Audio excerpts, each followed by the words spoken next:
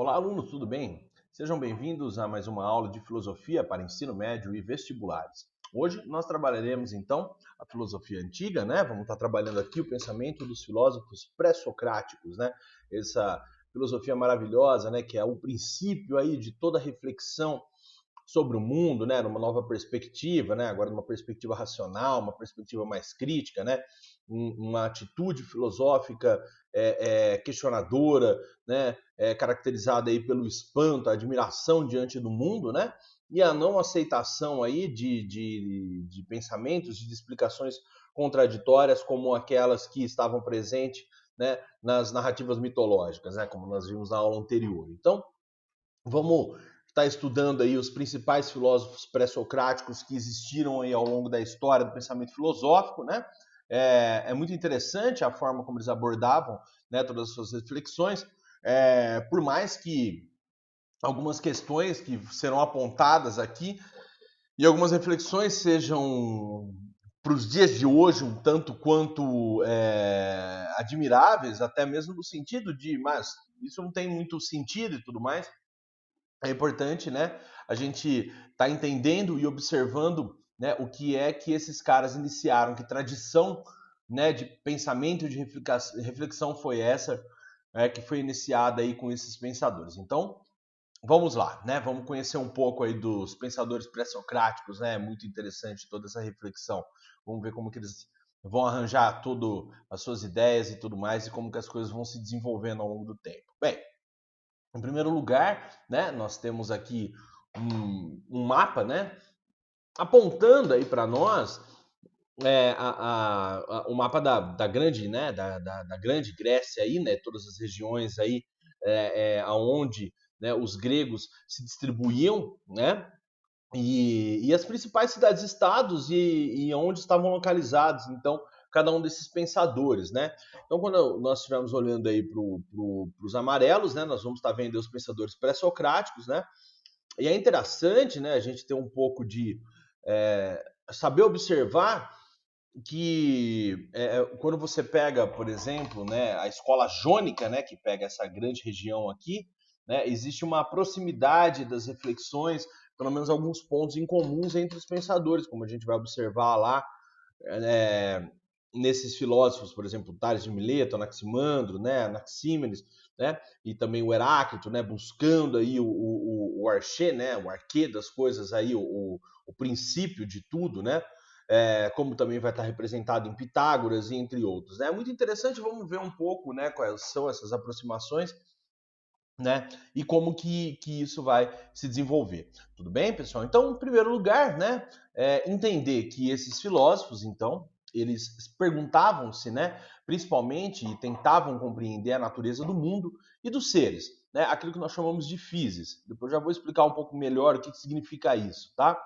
E buscavam entender, né, a origem, né, aquilo que vai originar todas as coisas, né, e o princípio dessas coisas todas, né, através do arché. Né, o arquê, né, também pode ser dito aí, a partir, né, disso tudo, né, esses filósofos vão estar substituindo aí então, né, a chamada cosmogonia, que nós já estudamos em outro momento, pelas cosmologias, tudo bem? Ah, cosmologias gregas, então, são especulações filosóficas, né, que vão ampliar a reflexão racional para um plano mais abstrato, um plano mais teórico, tá?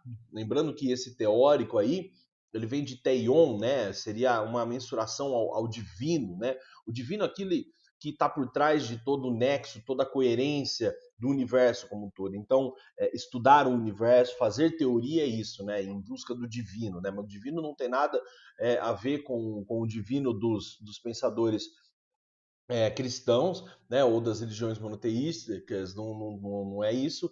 É uma ideia aqui de divino enquanto uma natureza, um universo ordenado, muito coerente, né? Então é o espanto, né, com a perfeição, né, que esse mundo tem, não? Então o próprio conjunto da vida, né, vai ser explicado a partir disso. O pensamento pré-socrático, então, ele não está se contentando aí mais em apenas buscar a resolução de situações determinadas, mas ele quer investigar racionalmente a origem, o desenvolvimento e a essência do cosmos, tá? E dos seres em geral. Bem, a preocupação em investigar, desvendar a physis, né? É, elas são centrais no pensamento, né, desses primeiros filósofos. E, bem, quando nós falamos em physis, né, nós podemos traduzir isso de uma maneira bem limitada, né, que não é tão explicativa como sendo natureza. Tá? Apesar que o conceito de natureza ele tem uma amplitude aí muito interessante, por isso que ele se adequa, né? Mas o significado é muito mais profundo, né? A physis é a própria manifestação da arquê, né? É o princípio do qual se desenvolve os seres existentes, né? E que rege hum, as transformações aí pelas quais os seres existentes, né, passam, né, a ser esses seres, né, pelas quais passam esses seres existentes. Então, esse processo de surgimento e desenvolvimento do cosmos é a própria physis que vai ser abordada, que vai ser estudada por esses filósofos, né? É um princípio eterno, né, de geração e de organização dos seres existentes. É disso que a gente está falando na realidade. Então, nesse sentido, pessoal, o que nós estamos dizendo aqui é que a própria physis é essa realidade interior à experiência, né? Aquilo que é fundamental e eterno, em oposição ao secundário transitório. Seria o próprio ser, né? Aquilo que está presente no nascimento, no crescimento, no perecimento de todas as coisas. Então, esses filósofos, eles se buscam, né, encontrar, mesmo que esse ser possa ser constantemente transformação, como a gente vai ser, mesmo que ele seja mutável, tá? Como a gente vai ver em alguns momentos, mas em alguns pensadores, como o caso de Heráclito. Mas aqui a própria, a gente pode até mesmo falar que nós estamos atrás aqui de compreender a própria essência, tá, do mundo, certo? É isso que esses filósofos vão se propor aí a fazer. Nesse sentido, pessoal, a physis ela é o conjunto de tudo o que é. Simples. O que é physis? Physis é tudo o que é. Tudo que pertence à physis é a própria physis, já que essa é simultaneamente o princípio do qual as coisas são geradas, né? A essência presente nessa pluralidade e a própria totalidade composta, né? A multiplicidade por si só. Tá? Então a physis aí ela é tudo o que é, né? Eu acho que essa aí é uma definição agora bastante precisa, tudo bem? Bem, os filósofos milesianos, né? Eles vão ser aí os primeiros pensadores, né? Que vão estar tentando buscar toda essa ideia que a gente está colocando e o Tales de Mileto, nós já falamos na aula anterior, né? Que ele é tido como o primeiro filósofo, né?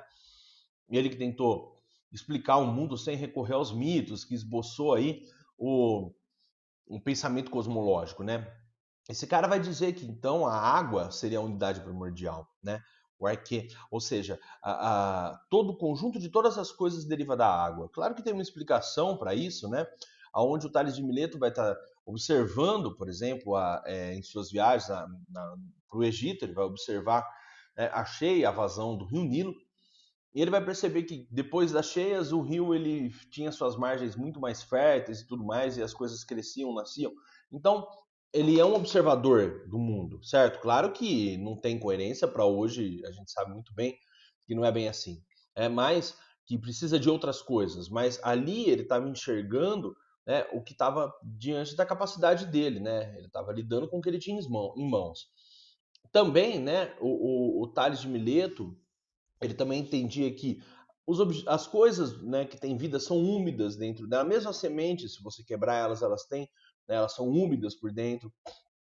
Então ele está lidando com isso. Mas existe um porém, né?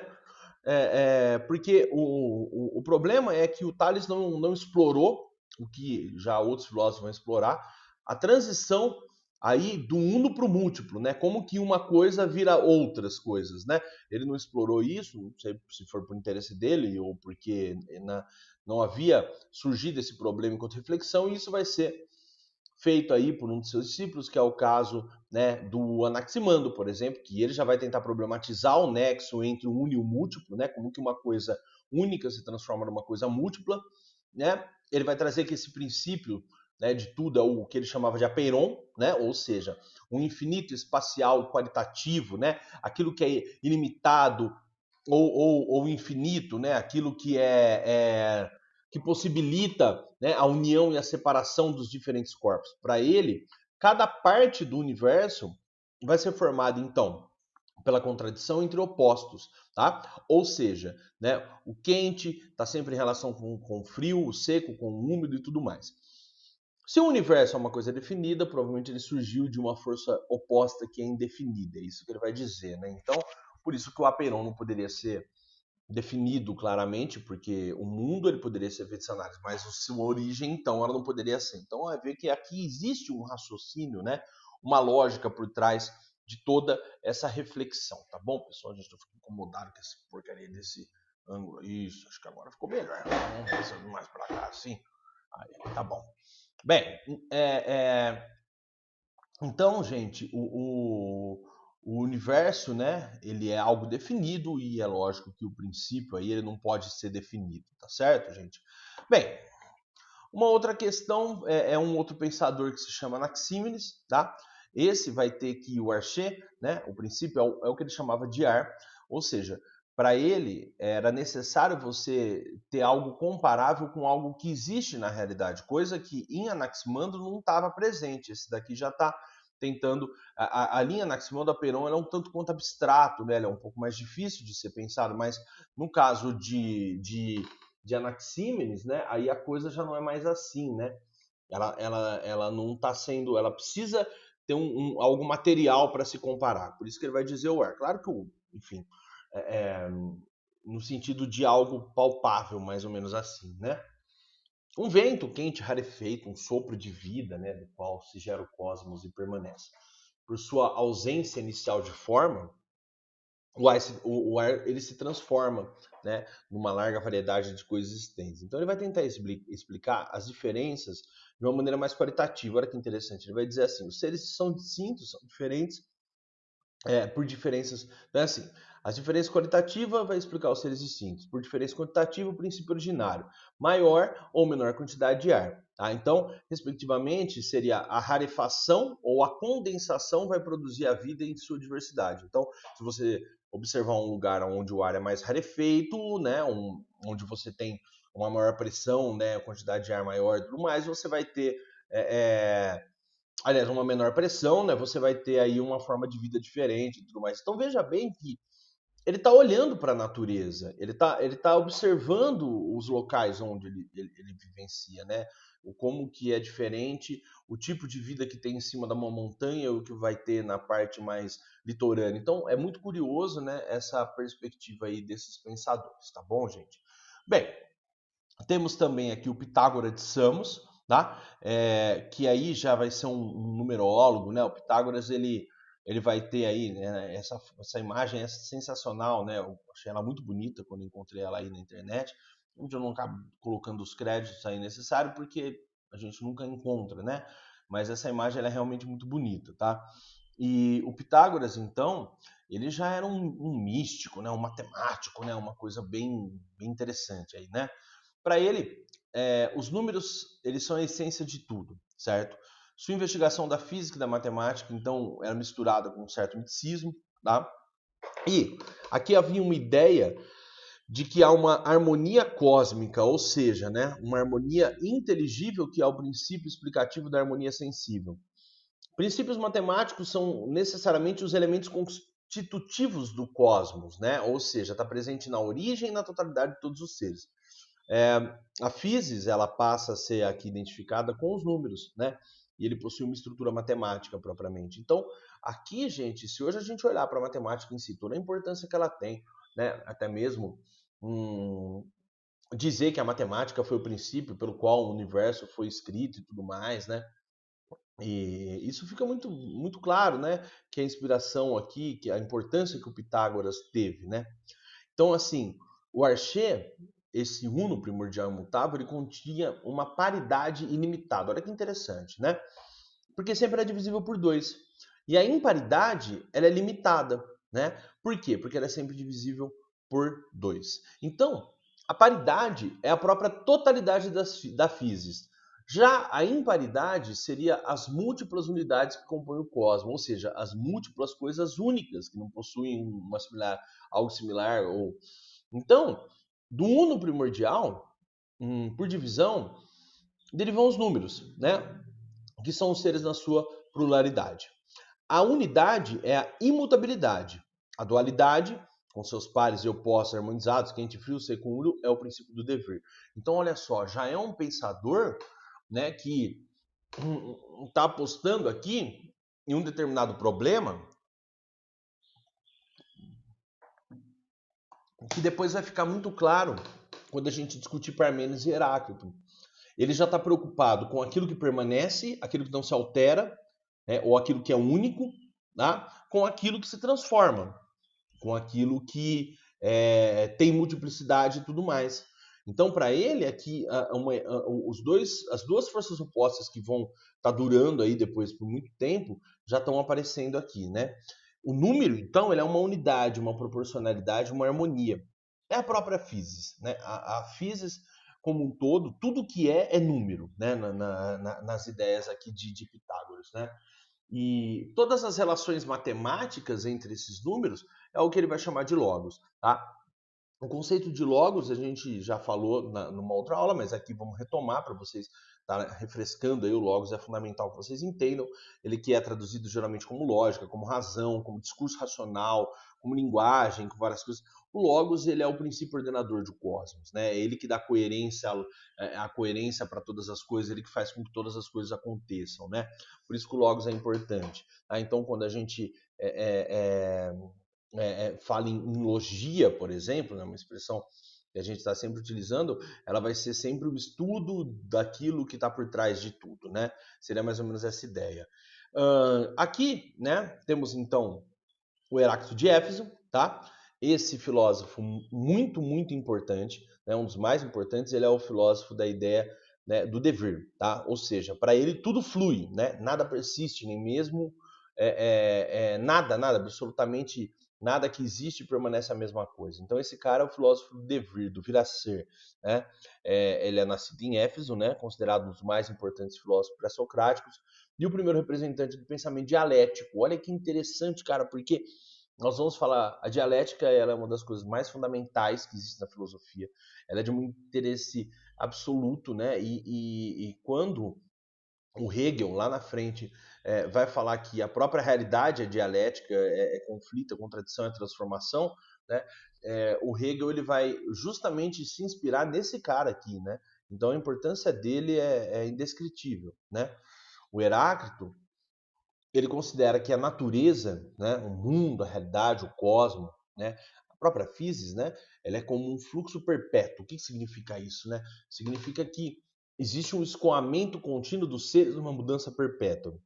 A frase a seguir, né, muito famosa, é dele, né? Não podemos nos banhar duas vezes no mesmo rio, porque as águas nunca são as mesmas e nós nunca somos os mesmos, né? Então, quando você vai tomar banho no outro dia, você já mudou, o rio já mudou e já é diferente. Então é lógico que a Hershey teria que ser algo que indicasse justamente a mudança, né? A mutabilidade. E o fogo é ideal para isso, porque o fogo, enquanto um princípio explicativo superior, né, a comparação que ele fazia com o mundo, a chama de uma vela que tudo se transforma. O que é o fogo? Né? O fogo é justamente aquilo que transforma as coisas em outras coisas, né? Queima elas, transforma em fumaça, em cinzas e tudo mais. E ele está em constante movimento, o fogo nunca está parado, você olha para ele, ele está lá, né? Então, é lógico que não existe, né, algo na natureza mais interessante para representar o mundo do que o fogo, né? Então, por isso que Heráclito vai considerar.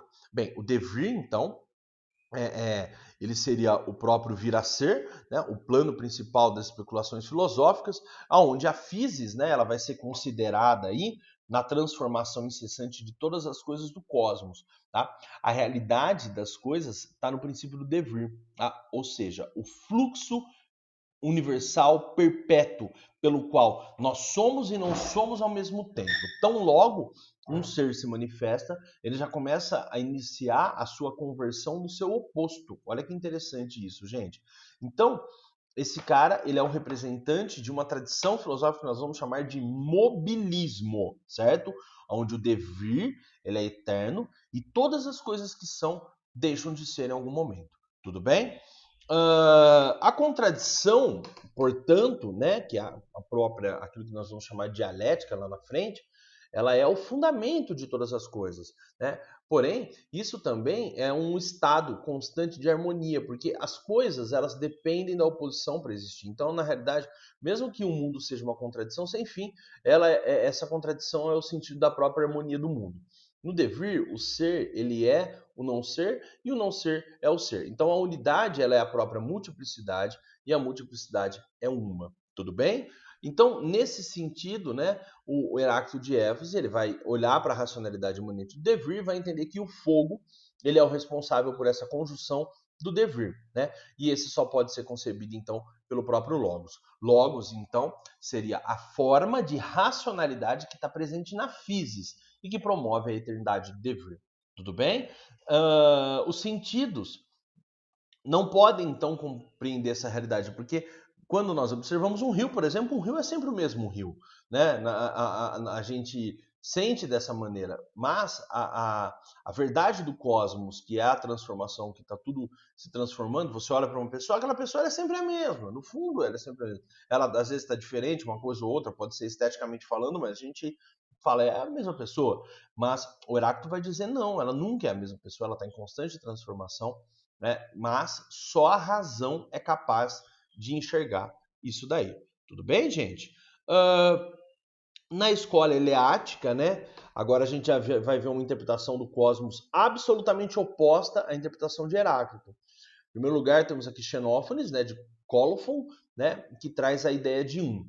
Né? Para ele, o um, né, ele era pensado a partir de um pensamento mais voltado, era uma coisa mais religiosa, mais mística, tudo mais. Mas ele dizia assim que o divino é um, né?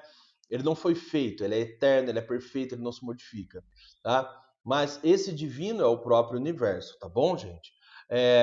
O Parmênides, né, que foi discípulo de Xenófanes, pelo menos das suas ideias, né, teve inspiração nesse cara, ele vai dar uma grande atualizada nessa ideia de um, né, e ele vai falar o seguinte, né, que o ser ele é um problema, né, a ser pensado, né, e é a única coisa que importa, porque o mundo ele é formado por um ser absoluto, o ser em contessência, uma coisa que, enfim, que não foi feito, que é eterno, que é perfeito, que não se modifica. Então a inspiração em Xenófanes está muito clara aqui.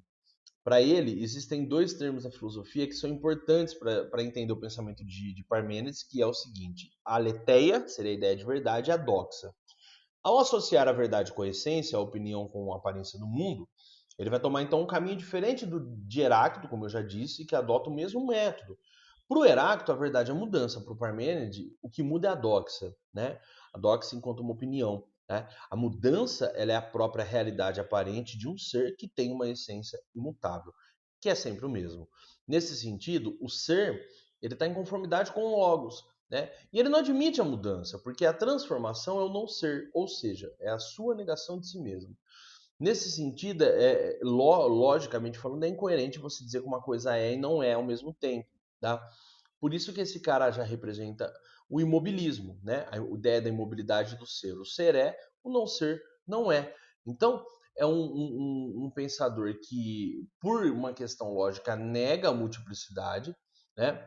De dizer o seguinte, que é possível você dizer que ao ser e o não ser, é impossível que as coisas sejam e não sejam. Então, só o que existe é o ser. O não ser não existe, tá? Porque seria contraditório, porque se você dissesse que o não ser existe, então você está negando a própria existência do ser. Então não tem coerência. Nesse sentido, ele faz o exame sistemático do ser, né? Afirmando toda essa potencialidade que o ser tem, enquanto algo único, eterno, imutável, indivisível e pleno, né? Isso nega toda e qualquer possibilidade da existência do ser, do não ser, desculpa. Então, o Parmênides, gente, ele está aceitando aqui como verdadeiro apenas aquilo que pode ser demonstrado pelo Logos. E o que o Logos demonstra? O Logos demonstra que o ser existe e o não ser não pode existir, já que o ser existe. Então, o ser ele é pleno de positividade e o não ser corresponde a uma negatividade absoluta. Não há relação alguma entre ser e não ser. É irracional dizer que o não ser faz parte do ser. Tudo bem? É isso que Parmênides está colocando. Depois disso, os outros filósofos vão vir olhar para esse dilema entre ser e não ser, entre o que está sendo colocado, e vão tentar aqui fazer uma conciliação entre o ser e o devir, tá? Essa conciliação, então, ela vai ser primeiro tentada aqui pelo Empédocles de Agrigento, mas antes de eu falar dele, entendam uma coisa, gente. Essa contradição, esse conflito entre essas ideias de ser e não ser vai estar atravessando todo o pensamento filosófico, gente.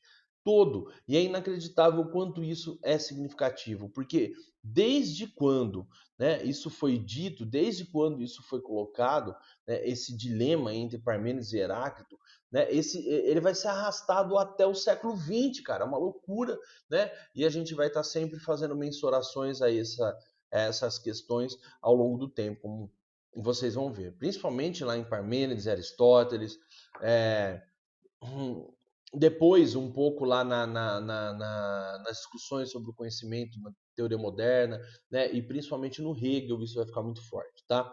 Bem, mas em primeiro lugar, vamos ver como o Empédocles ele vai trazer essa ideia, né? Então, Empédocles de Agrigento, ele assume o pressuposto eleático de que não há transição entre o ser e o não ser. Tá? Isso a gente tem que partir disso para entender o seguinte: o que é o devir, então?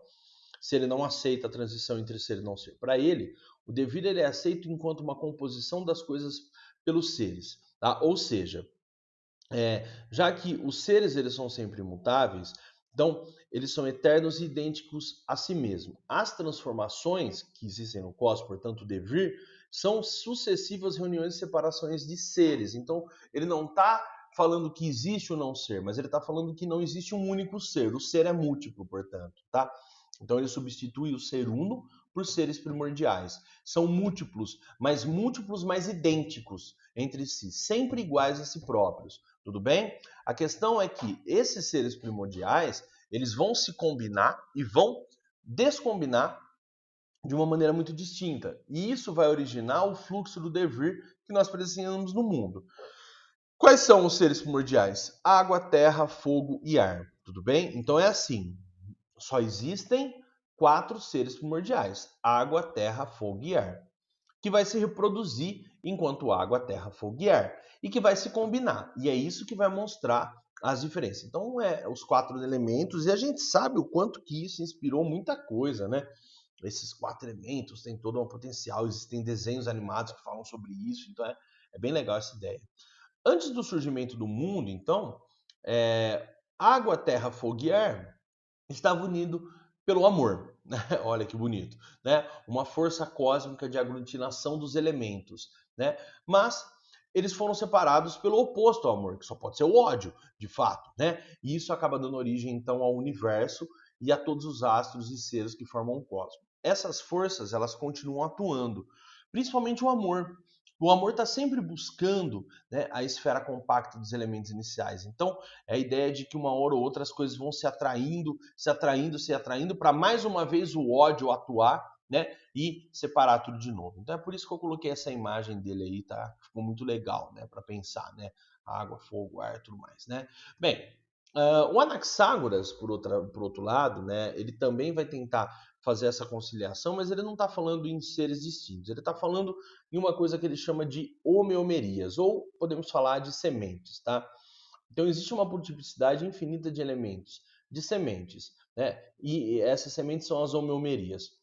Essas coisas elas continuam se subdividindo, né? Subdividindo e resultando sempre em partes iguais.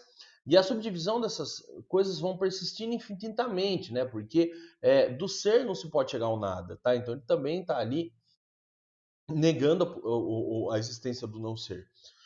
Originalmente elas estão grudadas, né, como uma totalidade indiscutível, indistinguível, né, que já teria em si todos os seres e todas as qualidades do cosmos. Essa mistura primordial é desfeita por um princípio inteligente exterior e essas coisas começam a se dividir, né, se dividir em várias sementes.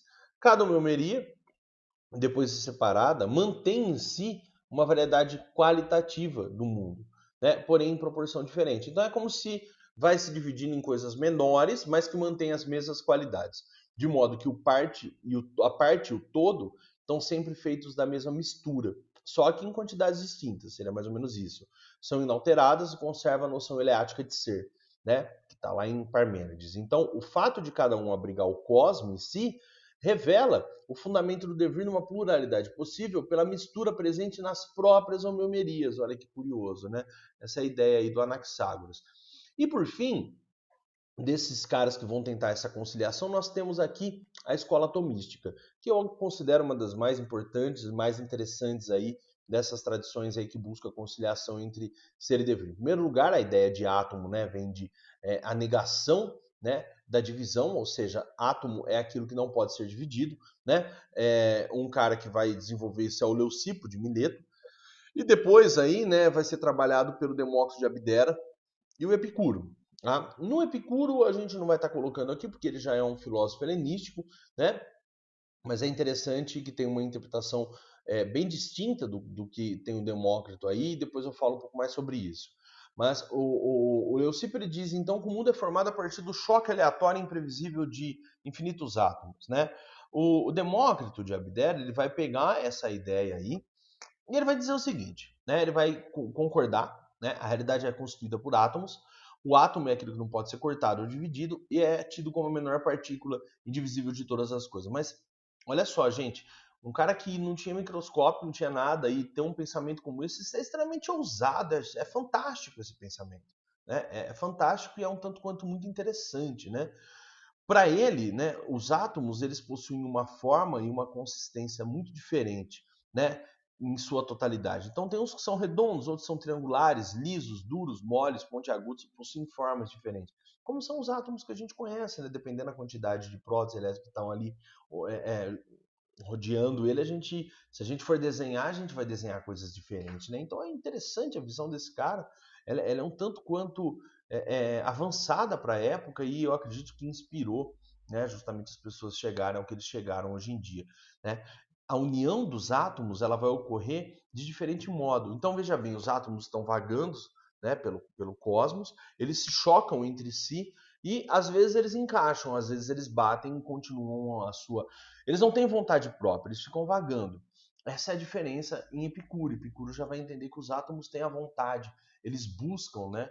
Eles vão se direcionando, e é por isso que ele vai inspirar o Karl Marx, mas isso é assunto por uma outra hora, né? Mas existe, então, uma união que ocorre de diferente modo e que vai produzir a variedade de todos os seres, né? Os sentidos, gente, ele só pode perceber a diferença, né, entre o quente, o frio, o doce, o amargo, o seco, o úmido, o agradável, o desagradável, tudo vai depender da conjunção dos átomos, né?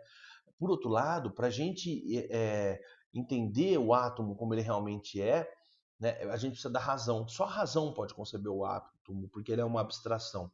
Então, o que o Demócrito diz é o seguinte: seres originais formam uma corporeidade descontínua.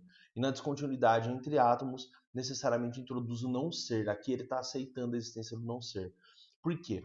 A dimensão infinita que existe no universo, os espaços de vácuo, onde, né, que não existe nada, né, ou que, por exemplo, né, os grandes vazios do universo, né, que os astrônomos observam e falam, mas não tem nada ali, né, a gente joga não tem nada. Eles até falam que é preenchido com uma coisa chamada matéria escura, a gente ainda não descobriu, não sabe o que, que é. Mas seria essa coisa do não ser. Então existem totalidades do universo, locais do universo que são vazios, que não são preenchidos por nada, né? E onde o átomo, e é isso que permite que o átomo navegue entre as coisas, né? Porque se tiver espaços que todos os espaços estiverem preenchidos, como que as coisas vão ficar, né? Vão poder rodar por aí, né? Então é bem interessante, é um raciocínio bem lógico aqui, como a gente pode ver. Então o Demócrito ele assume aí a coexistência entre ser e não ser, né?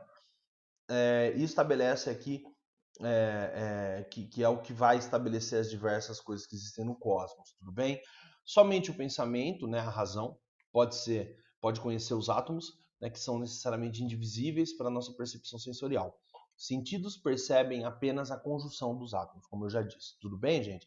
Bem, pessoal, sobre os pensadores pré-socráticos, a gente não tinha muito mais o que falar, né? É exatamente isso aí, o pacotinho fechado que a gente tem aqui nesse tempo curto que a gente tem para expor aí esses pensadores. Tudo bem, gente? Eu espero que vocês tenham gostado, né? Bons estudos a todos vocês aí. A gente se vê na próxima aula aí que será sobre o pensamento socrático e os sofistas, né? Para depois a gente poder introduzir aí o pensamento de Platão. Tudo bem? Um forte abraço, bons estudos a todos, né? E até a próxima.